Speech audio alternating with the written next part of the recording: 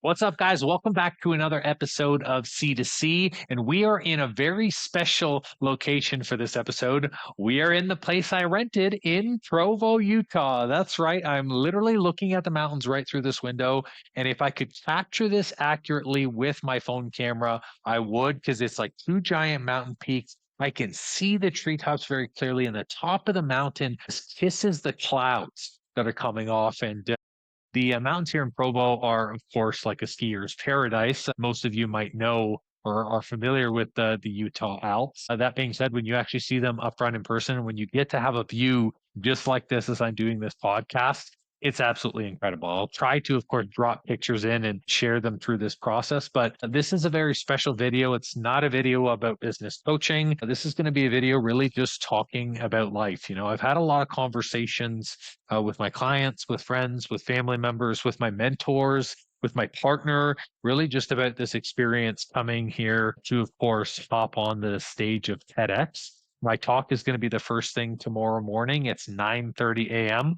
So I'm less than 10 hours away from that. And it's very interesting because there have been a lot of mixed feelings. There's been excitement, there's been fear, there's been concern, a little bit of overwhelm. There's a sense of course, confidence because I know that I've practiced as much as I can to this talk. And I actually had the real amazing benefit, and I'm going to drop it right here in the video, actually walk in and see the space. Now, they let me into the actual building, and I had to beg the security guard, of course, to let me into the room where I was going to speak. I saw the room where I was going to speak. However, I was not allowed to video or record because I was only in there for 3 minutes for security reasons. So I am going to show, of course, and drop a little bit as I'm speaking here, just about the experience of Provo, Utah. Flew into Chicago Airport. It was incredible. I didn't realize Chicago Airport was that freaking huge, but it is. Giant terminal, a giant location with multiple terminals, I should say. And then went from Chicago, of course, to Salt Lake City, and then drove an hour from Salt Lake City into the good old town of Provo. And I don't know if I'm going to do an episode really talking about the experience of TEDx, largely just because if you haven't registered for my watch party list, like I do want to keep it something that if people want to really know that experience, that they get to know through the watch party. So if you haven't joined the watch party list, I'll drop it down in the YouTube video below. This is basically a separate series that I've created for friends, family, for clients, basically people who are supporting me through this TED journey, where you get to see all the back end little stuff like what traveling here really looks like and the experience that I've had, as well as some little snippets of talk practice and stuff like that. So, little fun series separate from here. But there is a reason and a purpose as to why I want to do this video. So I'm here in Utah being confronted with a lot of these emotions that are coming to me, the excitement, the fear, the anxiousness. There is a level of uncertainty. Really, all of this comes from a place of care.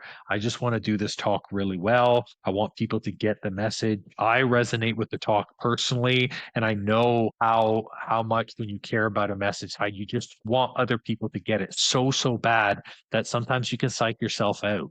And going through this process has been a lot of unknowns. It's been a lot of change. And it's funny because I talk about this in the watch party videos that all of this has been building for the span of a year and 2 months. I found out about my stage 2 months ago, had 2 months to put together a talk, practice a talk, and basically pitch this talk. But I had a year applying, seeking stages, really going through how to put together a good talk with my coach who was helping me work to speak at this level.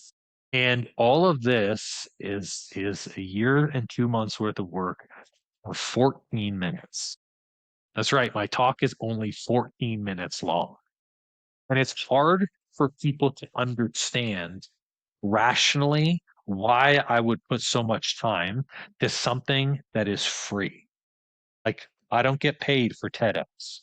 And sure, there's exposure, but I'll also be real with you. Exposure is not guaranteed. There are tons of people who do their TED Talks and the talks completely flop. Maybe they missed the mark with the message. Maybe it wasn't the right time of the year for the talk. Maybe when they got the talk screened, the screening process didn't even make the TED YouTube channel because there is a chance that that your talk gets said and the people live hear it, but the actual TED channel, it never makes it there. Anyways, there's a lot of opportunities that could possibly change the fact that you might even get visibility. So you go into this, you're not being paid. There is a certain level of chance that you might not get visibility. And so the question is, why on earth would I spend a year and 2 months, all of this time, all of this effort, pulling away from my business, drawing away from other goals that I had, AKA writing the book? I had to put that on pause, of course, when I was exploring stages. All of that, 14 minutes. So the question becomes why? Why would I go and take something like this alongside all the things that I'm doing with my business? And then, of course, things that I'm doing with my family. Like for those of you watching the C2C channel regularly, you know that I have a son.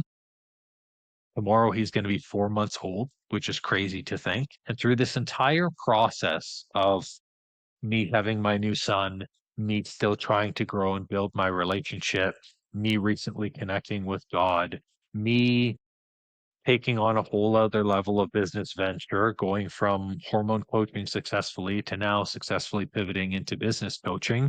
There's a lot of change that's here. And one could argue that I really didn't have the time, energy, or capacity to fit in a year and a half or a year and 2 months venture into speaking for 14 minutes.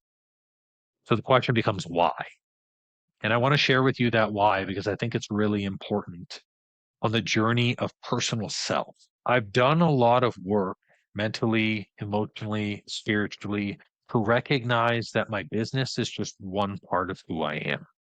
It does not make up the entirety of who I am. And I've made that mistake before. I've made the mistake where I've said to myself, I am the business owner, Andrew Costa, and everything has to make me money and it's got to make this financial impact. And I want a very large team and grow a giant facility. And honestly, I'm over that. I really am. For me now, finances and income are secondary to my spirituality, my family, my happiness, and just being fulfilled every day. So taking this on was not about how do I make money from this? It's not about what type of connection or squeeze can I do to then get access to then make money on stages or charge for speaking. And like that type of stuff never actually came to my mind. What came to my mind when I took this on was there was an aspect of my life that I still hadn't fully closed the chapter on, AKA my feelings of depression and how this has been a very big part of my life. So when I built my businesses the first time, I built a business that worked for income, didn't build a business that worked for me. It took me to a place that I never thought that it would take me, which is a place of extreme unhappiness. It was a place of depression. It was a place of high levels of anxiety, of a lack of self-worth, even. And all of that was a really, really dark time. It was a time where I recognized like people shouldn't be living like this. You don't actually have to continue to keep living like this. And for me, in doing all of this work, doing the emotional work to connect with Lorna on a deeper level, doing the spiritual work, which I'm still in the process of doing, spending more time connecting with God, I've recognized that there is still a very big piece, this kind of energetic, we'll call it, a presence. I don't want to call it a ghost. I don't necessarily believe in ghosts, but an energetic presence that is preventing me from moving to the next stage of my life.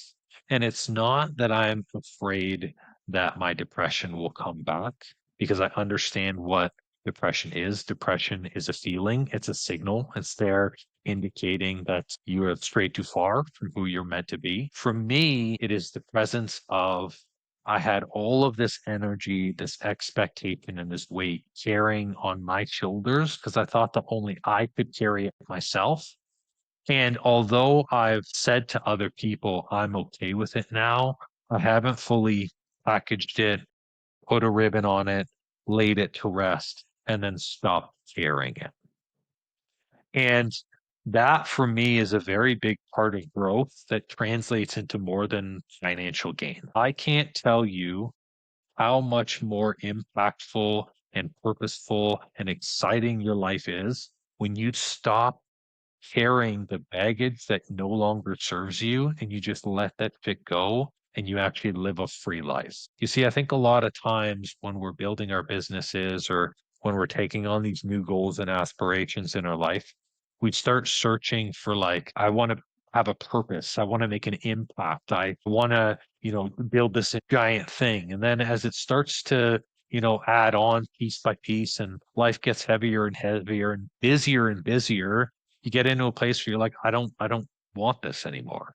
I can't resonate with the size that I built this thing. And really, like what everybody wants deep down is a state of peace. That's what you want. We want enough money so we have peace financially. We want good relationships so we have peace in our house so it becomes a home.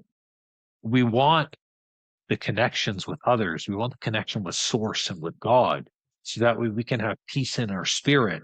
So we don't always feel like we're lacking purpose, but we're generating purpose.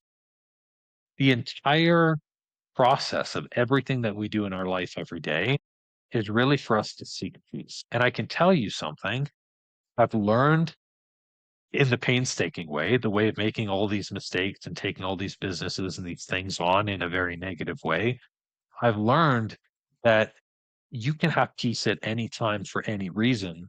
You just have to stop doing this stuff on your own. You have to stop carrying all of this energetic energy. You have to cut ties with all of this dead energy weight that's no longer serving you. And you have to give up yourself, your life. You have to give it up because it's actually not, it's only worth the weight that you put on it. Like if there's no peace in your life, it's because you are making it a life that's not filled with peace. You're choosing that. You're choosing to stress over the stuff you can't control. You're choosing to try and manipulate the outcomes instead of just focusing on the effort. You are choosing to live a life of negativity, a life of lack, a life where you believe that there's no abundance and that life is not going to work out for you. And because you're choosing that, this is where you just, everything feels heavy. It feels hard. It feels difficult. There's unnecessary challenges and even the simplest of things. And then as you continue to build your life that way, you go, I don't have the capacity for anything else. I can't take on something that doesn't make me money. I can't take on a friendship that doesn't serve me or fill my cup. I can't build a relationship with God when I'm still trying to pay my bills. And that's why when people ask me why, I know the moment someone asks me why, that they don't have peace in their life. I know that. And it's so weird because the more logical someone is, why are you doing this? Why is it important to you? But I don't understand. Like, how do you benefit from this? What is the result? What is the outcome? The more logical someone becomes through this process, the more and more I know with these questions that peace is something that is not present. And I don't even want to use the word that they lack peace because they don't. Peace can be available to them, but it's not present in their lives in that moment because they're asking me these things. And there was a really great example that a good friend of mine and a mentor of mine shared on one of the men's calls. And I'm going to butcher this, but I am going to share it with you. When we are looking for peace or to create in our life or to generate a level of presence, just like where we feel good with our lives, it's awfully a lot like praying, where there's kind of different stages. The first stage is you try, you declare something, you're trying to pray, you're trying to create that space for you, but the room that you're trying to do that in is filled with a lot of noise. First room is filled with people's expectations, your expectations. It's filled with all the stuff you have to do tomorrow, all the stuff you didn't do today, all of the things you feel guilty about, let alone work, kids, family, car breaks down. All of that's filled in this first room. And there's so much crap that's in here that anything that you try to create or anything that you try to manifest in your life, you have to like crawl over all of this junk and you're trying to make space for it. And it's almost impossible. And that's why it feels like you're fighting an uphill battle. It's why it feels like there's so much resistance because you are resisting. Look at everything that's here. Of course it's heavy. Of course it's hard. Look at all this junk and this noise that surrounds you in your life.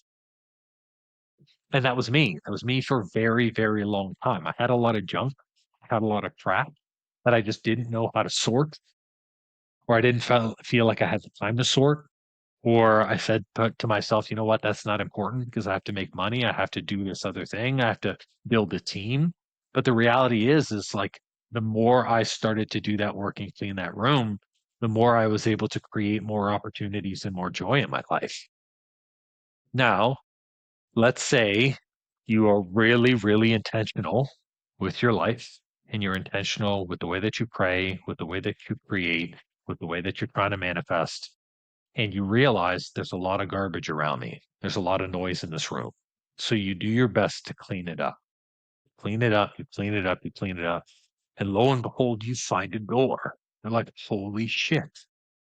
There's a door in this room outside of the entryway. And I just never knew that it was here because my life was filled. So you go and you enter that second room. The second room is no longer filled with these noises or these things. It's filled with all of the fears and the doubts and the challenges that are going to prevent you from creating that thing.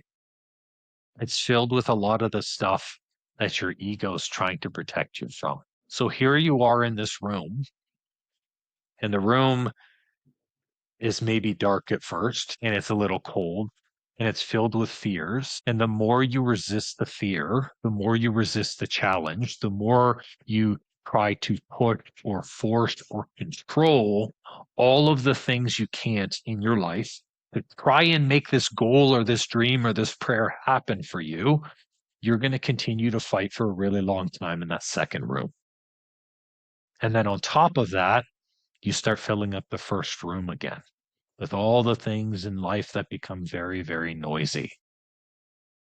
And it can feel overwhelming. And it can feel like this one idea that was finally exciting for you to start, whether it was in your business or in your life, you realize, holy shit, there's actually more to it than I thought. And now I feel really overwhelmed. And it's taking twice as long. It's taking twice as much energy. It's taking twice as much money. I don't know if I can keep doing it. The only thing that is in that second room that you face every day, whether it's fear, whether it's frustration, whether it's anger, resentment, your emotions, all of it is attached to your ego. It is you fighting your ego in that room in the dark, trying to force it to move out of the way. And the more you resist, the more it persists. And there comes to a point where the only way to get through that room, the only way to bring light into that room is to accept. We have to accept that it's normal for us to have fear, that it's normal for us to feel overwhelmed. We have to accept that the ego is just trying to keep us safe because the identity that you built up into this point is what got you into that room in the first place. It's not bad. It's not evil. It's not terrible. It just is. And the moment you recognize that the ego is holding you back, you recognize that you are the only one holding you back. That starting that one thing that you were scared about, hiring that one person you were afraid to hire, you're not really sure that you can keep them on their team, having that one conversation with your family member or maybe a longtime friend that's just been this long buildup of energy of like, I don't want to say it, I don't want to have the convo. Just doing that thing immediately dissipates the energy. And like that, a light goes on in that room. And lo and behold, you see a third door. Holy shit. There's a door here too. So we've cleaned up the noise. We've cleaned up the energy and the intention. Now, when you go into that third room, there's nothing. It's light, green field, an infinite amount of space to create. To your personal garden. And it exists within all of us. People would say it's a direct connection to God. Some will say it's a direct connection to source. You could even imagine a telephone that's right there. And all you have to do is pick up the telephone and declare something. I'm going to speak on a bigger stage. I'm going to start a business. I'm going to be the type of parent that my child raves about, that they're proud of. I'm going to be an unstoppable human being. I'm going to be a leader for my community. You get to pick up that phone and you get to create anything. It's like a direct call to source, a direct call to God. And yet, for some reason, the people who do end up making it to this room, you fought all the way through the noise, through the emotions, you've worked through the challenge, and then you have the opportunity to speak to God, to actually declare something in your life that you want.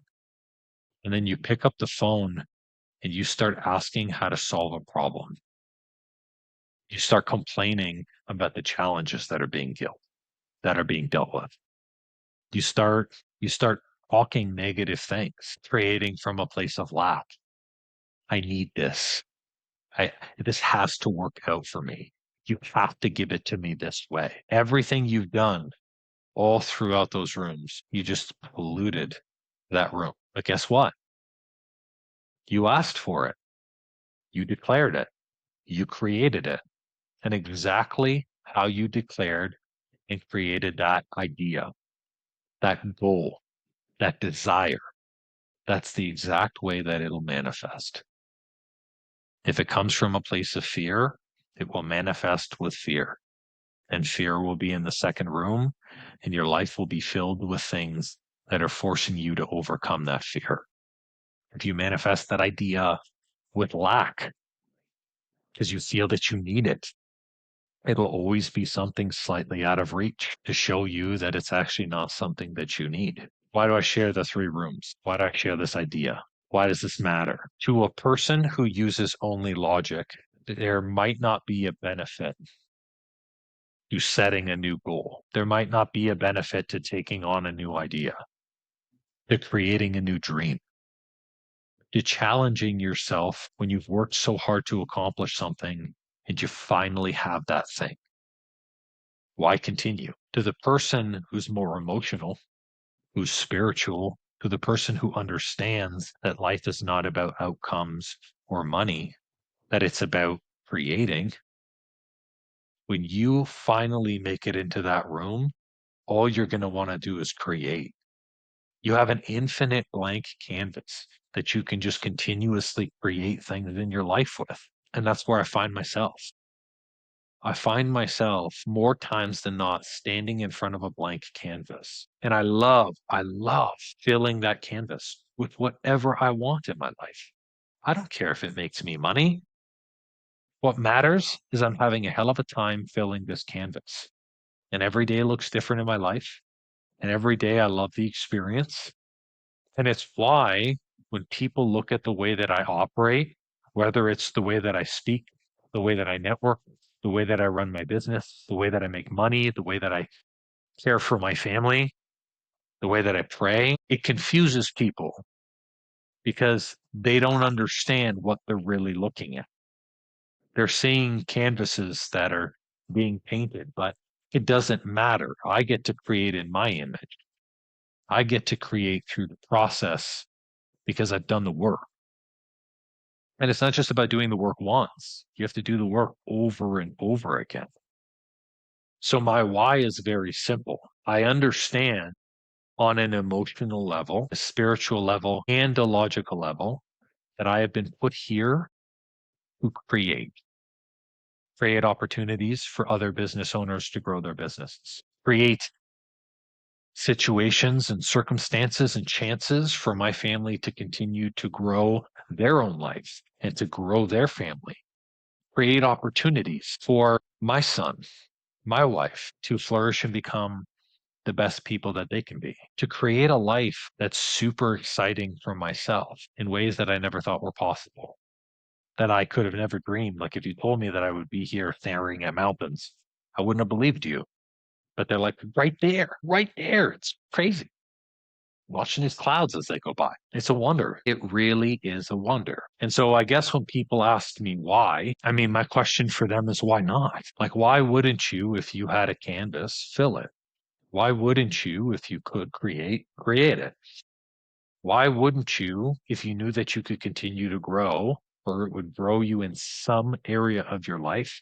Why wouldn't you take on another form of growth, even if it doesn't benefit your business, which, by the way, it will, even if it doesn't increase your income, which, by the way, it will, even if on the surface it looks like it doesn't really help anybody else but you, which, by the way, it will. Why wouldn't you do it? And here's what I mean by it will help in all those areas. Me going up, being outside of my comfort zone, taking on something new, growing from that, and then sharing this experience with you guys, it benefits everywhere. When my clients see me take this on, they want to take other things on. They're like, wow, my coach and my mentor, they're continuously stretching themselves. So I'm going to continuously stretch themselves. Your family. I've had so many family members that are like, I am so proud of you. I can't even imagine just taking this on.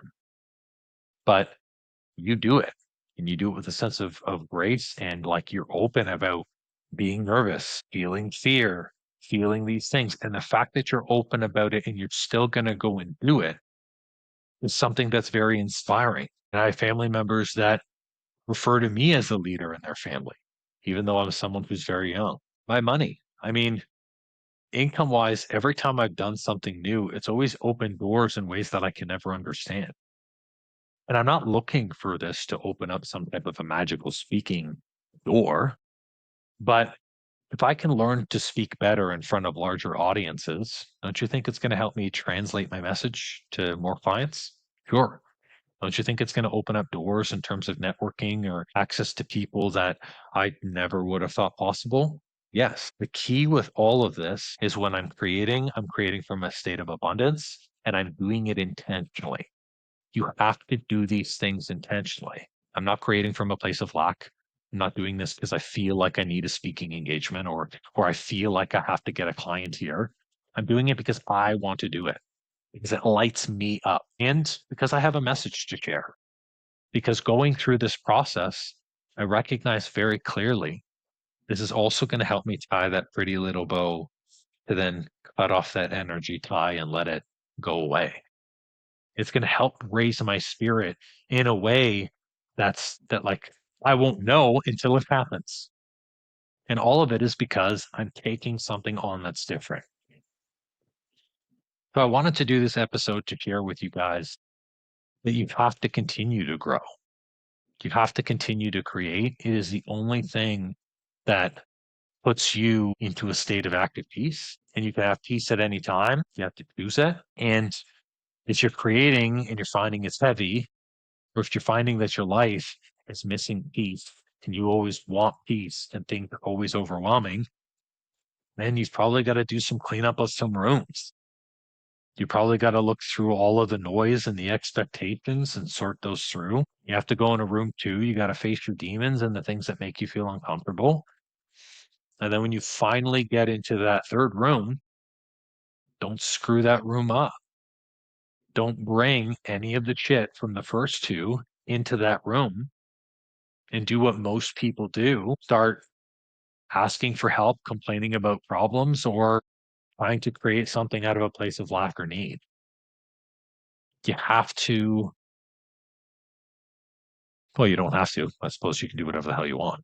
But I would strongly recommend you come into that room and you create from a place of abundance because it's the best place to create from. And as for me, I'm going to continue to take on these new ideas. I'm going to take on these new opportunities. I'm going to continue to grow and learn and it's going to be very fulfilling. And that doesn't mean that my life is going to be challenge free. It's not. All the challenges still exist. I'm going to open new rooms with new doors that will have new challenges, and I will continue to face them on head on. And I'll do it regardless of whether I'm scared or whether I feel anxious, because I just know that's a part of the process. Because guess what? Anything you care about, you're going to feel something about. What I would be concerned about is if I went into these rooms or I took something on and I didn't care about it. That's a bigger flag for me than actually feeling decent. So I would encourage you to find your peace in your life, in your business. I would encourage you to clean up your rooms, and I would encourage you to create from a state of abundance. That's all for this special episode, guys, from Provo. Like I said, if you want to be a part of the watch list, happy to have you here and share more about the TEDx talk. Other than that, guys, continue to enjoy the rest of your week. Continue to create peacefully, and we will see you on the next episode. Bye.